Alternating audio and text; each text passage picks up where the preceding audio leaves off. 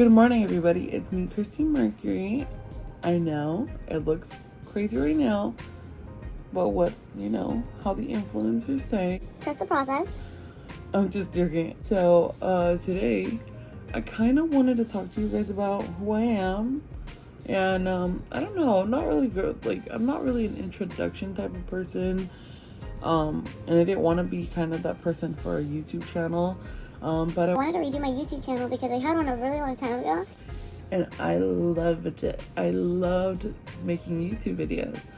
And so, here I am again. I really enjoyed, like, talking chisme, Like, oh my gosh. But yeah, so, I don't even know where I'm going with this. Anyway, I'm doing my makeup because I have to go to work in a little while. Like, I don't know, I wanted, like, my YouTube should be kind of cool, I wanted to initiate my channel with a story time. I feel like that's pretty, valuable. A story time. I lost my dad at the beginning of this year to COVID pneumonia, and it's really traumatizing. I'm gonna tell you something. Losing a parent is traumatizing. Like, I'm still kind of like, should I even get up today? Or should I even, wake up or eat anything? Like, it's so scary. It's traumatizing. And when you lose someone, you can't, like, don't ever tell people that they're not, feeling anything because they should get over it. The amount of people, and I mean it, the amount of people that have told me to get over it. And it sucks. I promised myself I wouldn't cry. But yeah, it's kind of sad that there's the people that you thought that are gonna be there not to, I guess, judge you, not to say anything, kind of understand you. Yeah, and they're like the total opposite. They start telling you to get over your dad's death after a couple months. So yeah, that's what's going on. But other than that, I think every day by day, I try really hard to just be strong about it. And,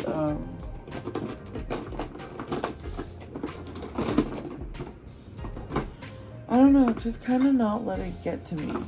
Just kind of not let those comments get to me. I hate it that you think those people that were, like, are there for you. Sorry if everything's, like, creaky and cracky. I'm poor, so I don't have, like, a really nice chair. But yeah. I don't know. It's just, for me, death is just, like, I know it's something to celebrate in my culture. We had, for his, oh my god, that does not look right. I'm just gonna blend this out already. In my culture, it's like a celebration. I mean, I'm pretty sure you guys all seen Coco, and you guys see that, we go celebrate the person's life and that they moved on to a different one. Yeah. And so I try to think about that. And the crazy thing is, my dad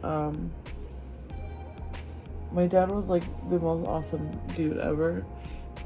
And I'm gonna get, hopefully this weekend, maybe. If not, I'll go another time.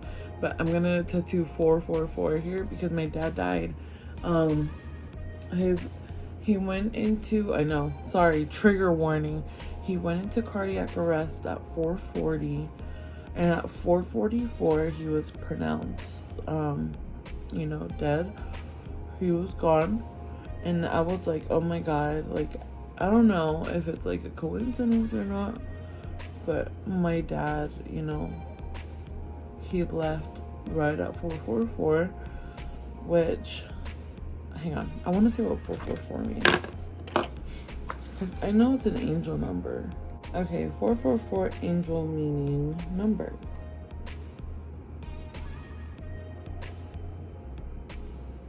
It bears the meaning of honesty and inner wisdom. Also, this is a sign that the angels are sending you encouragement. Therefore, you can continue to work hard and pursue your passions. Moreover, 444 represents your rigorous goal-seeking nature. So it also applauds you for your drive to do better in life. Oh my god. Oh my god, that's so cute. That's so nice. Thanks, Dad. I know you're, like, I don't know. We have his, like, ashes here at home. Oh, like, I hope, like, experts and, like, people tell me or even comment on my stuff. It feels like he's here. Like, I know he's here. I know his ashes are here. But it feels like he's not gone. Because when he was in the hospital, we felt the emptiness. But like when we're here, it literally feels like he's here, like dead ass, he's here. And we're like, what the heck? Like, it feels weird. And the day of his funeral, which his funeral wasn't a funeral, it was his birthday party, because I know my dad wouldn't have wanted a a sad funeral viewing and stuff. And my mom lived more time with my dad than my grandma, so that's what kind of like sucked for my mom, because my mom's like, I lost my best friend, I lost the person that I talked to all the time and that I was, you know, I was in love with. And oh girl, not today. It's insane that, you know, I don't know, it's just, I feel like the afterlife is like this huge thing. Like, I don't believe in, you know, I don't believe in God. I don't believe in this beautiful place that we're gonna go to after we're dead, you know, heaven or whatever. I feel like we just turn into energy when we're out of here. Like, I feel this is okay. I know it's weird, and I try to explain it to like my religious family, and they're like, no, we go to heaven. I'm like, how are you so sure? Like, some people are like, oh, you know, it's just dark on the other side. We're just gone. You're just gone. But at the same time, you're just like, what the, you know, like, I don't know if I'm the only one who thinks about this, but I think about it religiously. Oh, and I'm not religious. Contradiction. I don't know. To me, it's weird. To me, it's like, I hate it when people try to push their religious views on other people. It's just not cute. But like, yeah, I just don't like it. I never have. And then I hate it because my grandma thinks that we're like moping around and we're so depressed. And I'm like, girl, we are working, we are pushing it, we are trying to save money. There's a recession happening, you know. Roe versus Wade was overturned. They took away my rights. Like, hello, this is not the time to sit down and mope and cry. You know, my dad was a big feminist. My dad was like super awesome. He'd always be like, you know, whatever you want to do, you do it. But remember, just think with the cold mind. He always used to tell me that, and that's my favorite saying from him. Think with a cold mind. But yeah. But the day of his funeral, we were getting all his like decorations ready. We were getting his birthday party stuff ready because it was his birthday, and we were gonna celebrate it. So all our family came over. We ate pozole, and there was a lot of treats, and like, oh my god, it was so cool, so cute. Obviously we cried, and it was pretty traumatizing and sad, but it was so weird because my sister was like in front of me. We were at a table and she was like straight across from me, and we're getting all this stuff ready, and I kept talking about my dad, and for some reason my chair literally went like, it like jerked me forward, and I was like, my dad used to do that. There's a lot of things, and I don't know, like, if you're watching this and you're a believer of, like, I don't know, like ghosts and stuff, but I am a big time. I believe in spirits. I believe that they're here as energy because they're here to protect someone. I really don't think it's because of unfinished business. I really don't feel like, if business is business and whatever happens to it, but I really doubt that they're here for unfinished business. I feel like they're here because they're protecting someone, and I feel like my dad is protecting us. If that's kind of like a good argument about that. And yeah, like, I don't know. And then after, we were literally like getting ready for everybody to come over, and I was sitting on my couch, and my dad had this really gross habit. After eating something, he'd always be like, how's my breath? And then he'd go like blow after he ate something like super garlicky. Oh my god, it was fucking gross. And we were sitting, and out of nowhere I felt like the huge, and I mean huge, breeze in my face. I'm on my couch where there's no air. There's no air whatsoever there. I love sitting there because I don't get cold, because our AC's always at like 70 something, 75. I live in Arizona, by the way, so that's why. But yeah, so it was crazy. Like, it's just these crazy things that I'm like, oh my god, my dad used to do that, The cool thing is that my dad always said, when I pass away, if I ever come to die, I'm gonna be a hummingbird. And over there in my dad's hometown, it's a really big, they believe that you turn into a hummingbird, and you come, the hummingbird comes and checks on your family and gives them the news. And I swear to you, like a month after, there was this hummingbird that would literally get like this close to our faces. So it'd come, and we'd like be like, oh hey, and my mom was always like, that's your dad. And I'm like, oh my god.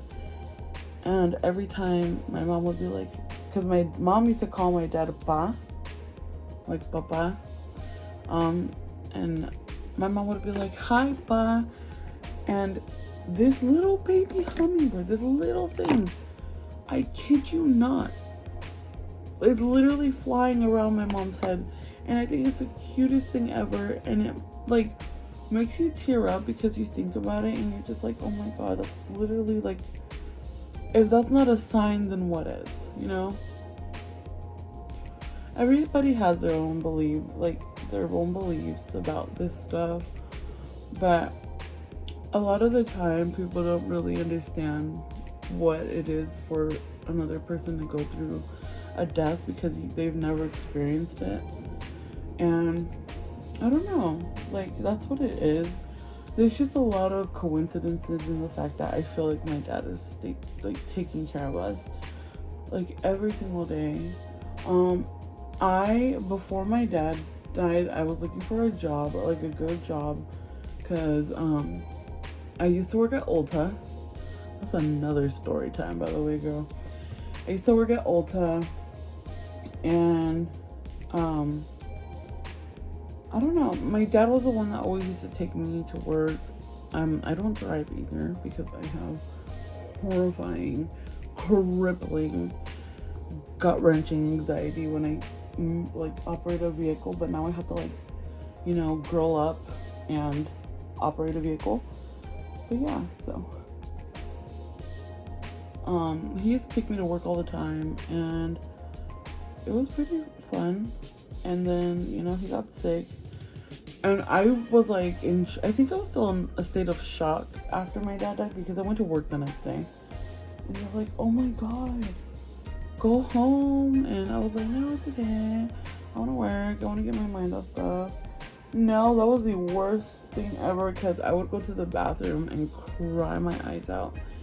So give yourself some time to heal.